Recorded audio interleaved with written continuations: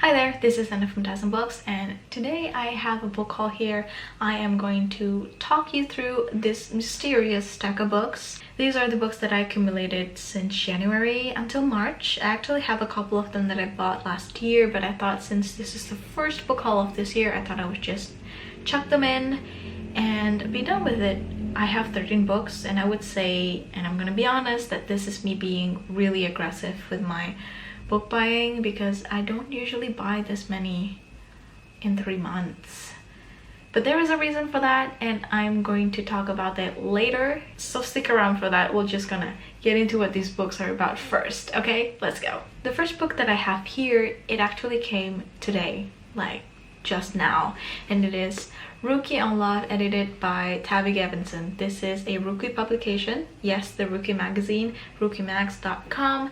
I love that website so much, and when I found out that they have this book, I just thought I have to have it because it's a physical reminder that, you know, I have Rukia Max, a place for me to be seen, to be understood. And this is a collection of poetry, essays, stories, and even interviews, I think, all about love. Some of the contributors are the regulars at the website, including the owner or the founder and one girl that I really love, Tavi Gevinson, but also there are pop culture icons like Alessia Cara and authors like John Green and Rainbow Rowells in it. So I'm very excited about this. This has really nice cover and nice, like, what's that called? Tackled edges.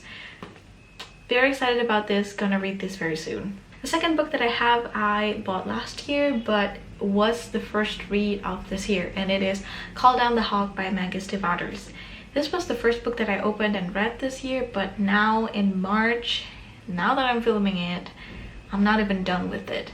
I thought this would be like a really fast page turner and a 5-star read, but I am about 50 pages before the end, and it seems like it's not going to be the 5-star read that I thought it would be. This follows one of the characters from Mack's other series, which I loved, The Raven Cycle. So in The Raven Cycle, we met Ronan Lynch, and so this kind of centers around Ronan Lynch and his ability to bring things from his dream to life, and that there is a crisis that he doesn't know yet. This book is the first in the series, and it follows 3 teams, 3 groups sort of. The first one is of course our main character Ronan, with his surroundings and the people that he interacts with, and then the second one is a team, follows a team that centers around a dreamer that Ronan is about to meet, and then the third one follows a group of hunters, kind of. So these are the people who are looking for the dreamers to kill them because they believe that the dreamers will bring the end of the world. The premise of it is interesting, and because I love Mack's quirky writing, I still have faith. So let's see if it ends with a bang, and if I like it a lot, I'm definitely gonna pick up the second book anyway. The third book that I have here is also a book that I bought last year, and it is a sequel to Call Me By Your Name. The title is Find Me. It has a really nice cover. I am a sucker for this color palette, but that's not why I bought it. I bought it because of course it's a sequel, and I wanted to know about what is happening to Elio and Oliver years after what happened in the first book. I read 20 pages of it. I thought it would ignite the same kind of feelings that I felt when I was reading Call Me By Your Name. With that book, it was like I read the first 2 pages and I just couldn't stop. That's why I got out of the bookstore with that book, because I couldn't stop reading it. This one doesn't have the same gravity that pulls me towards it and like kept me reading. Still have hopes as well for this.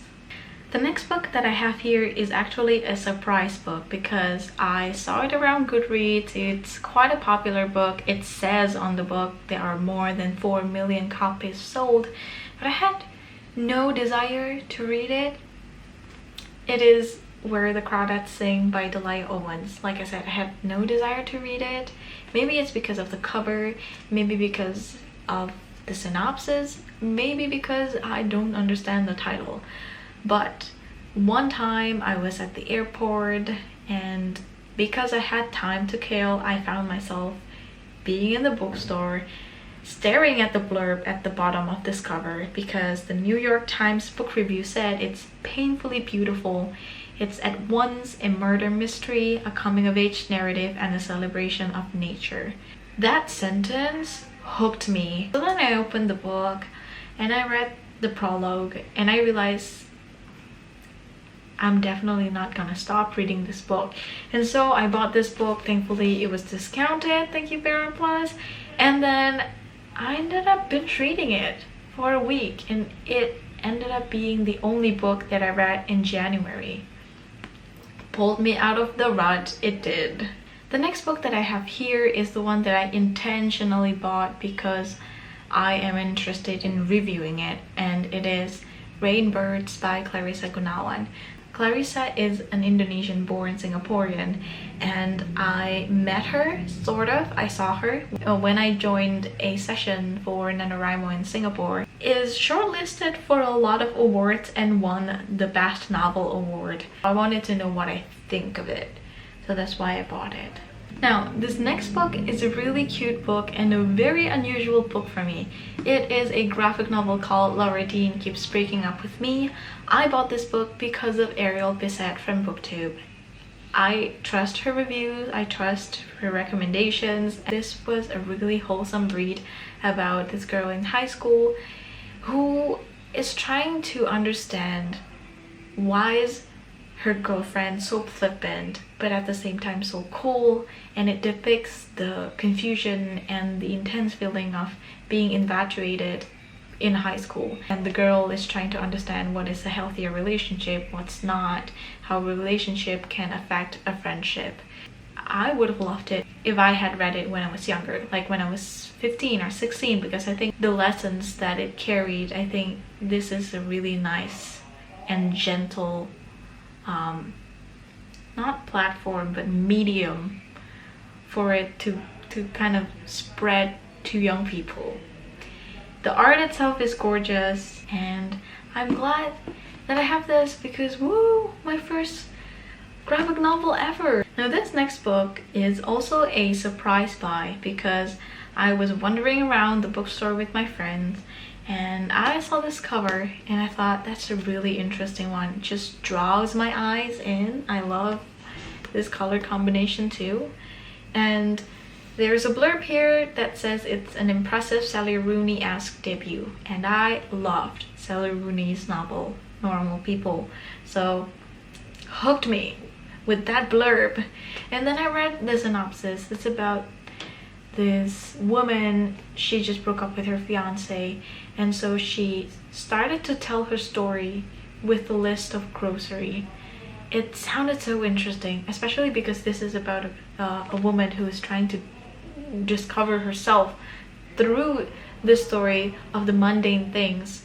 But despite everything that I just said that was amazing, I read the first book and that was what made me want to buy it, because it started as a page about weight, the factual, solid things about weight, like a pound of cake, a pound of flour. But then the author started to meander, and her sentences were then about the more abstract and personal things that are associated to weight, like the weight of your jacket on my shoulder when it gets cold.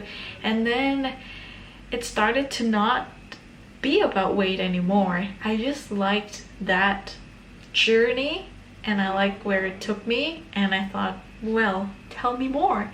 And so I got the book because of that. This next one I bought because of the hype, because I saw it so many times, so often on Goodreads and on Bookstagram. It is Red, White and Royal Blue by Cassie McWinston.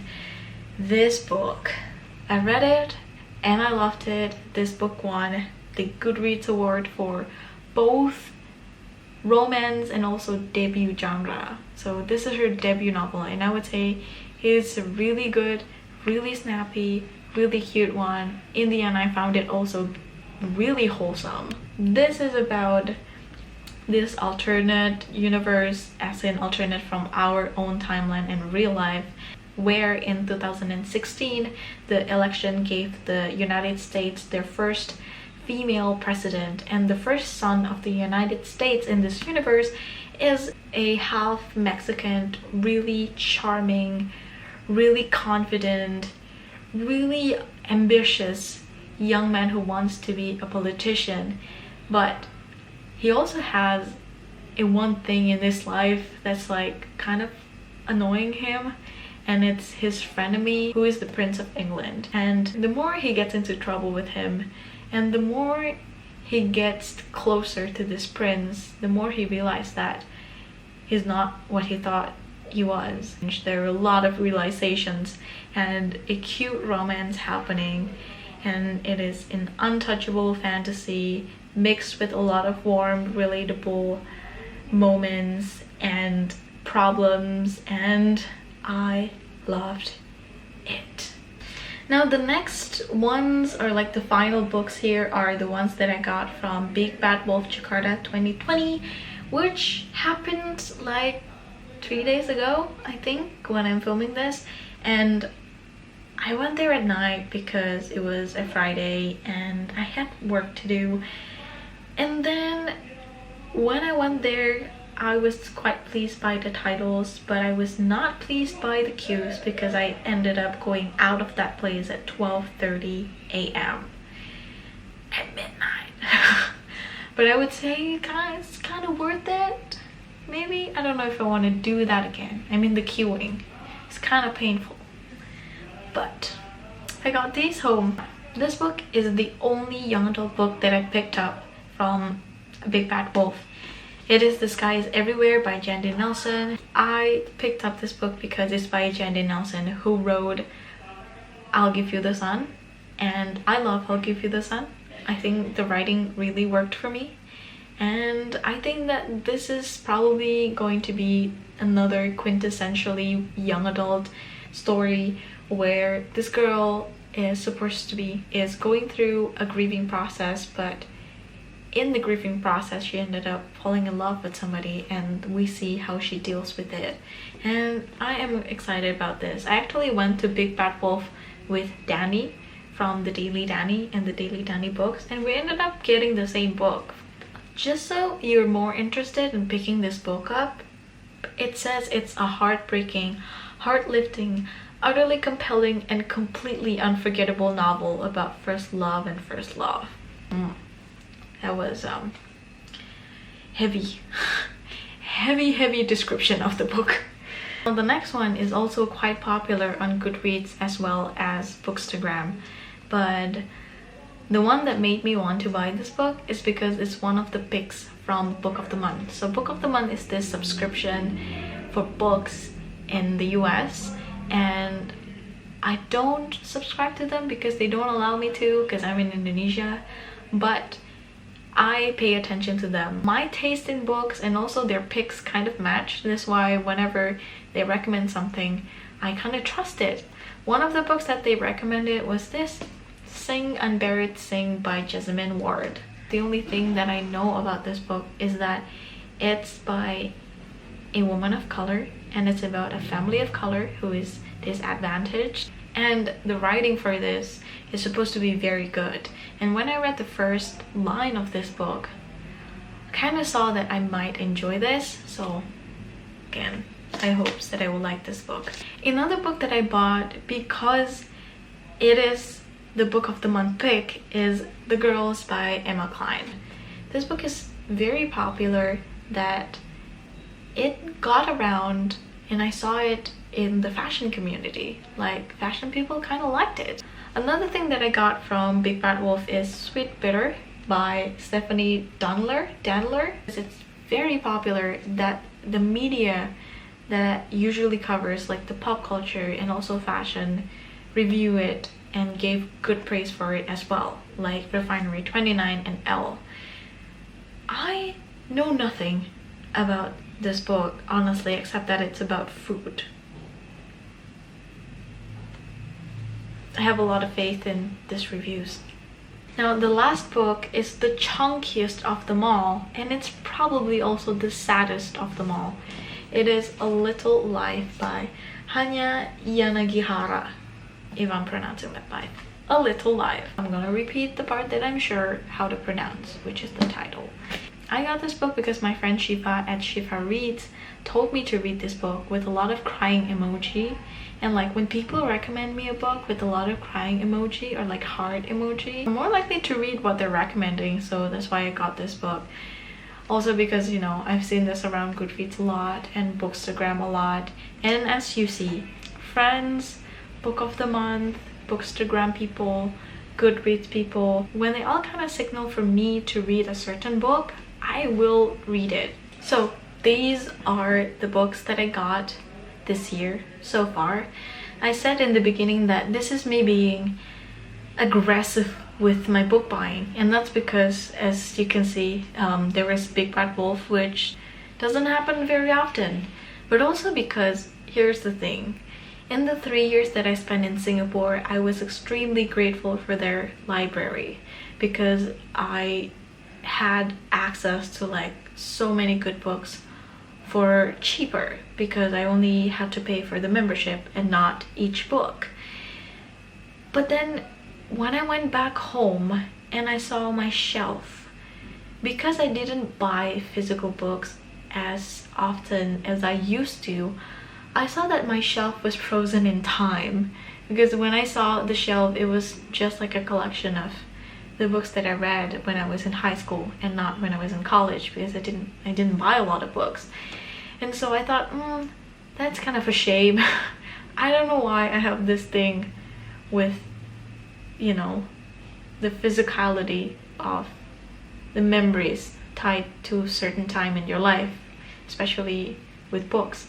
When I see this, maybe 2 years from now, 3 years from now, when I still keep a lot of these books, then I will look at it and it will kind of signify a time in my life that I am in right now. Just like when I saw my library history in Singapore, then those are the books that kind of defined the times that I spent in Singapore. And yeah, we have reached the end of this book haul. Let me know if because of this book haul you become interested in any of this title. I will come back to you with a review for some of them because I did read like 4 of them already. And I'll see you next time then. Thank you for watching. This was a really long one, but a fun one. Bye!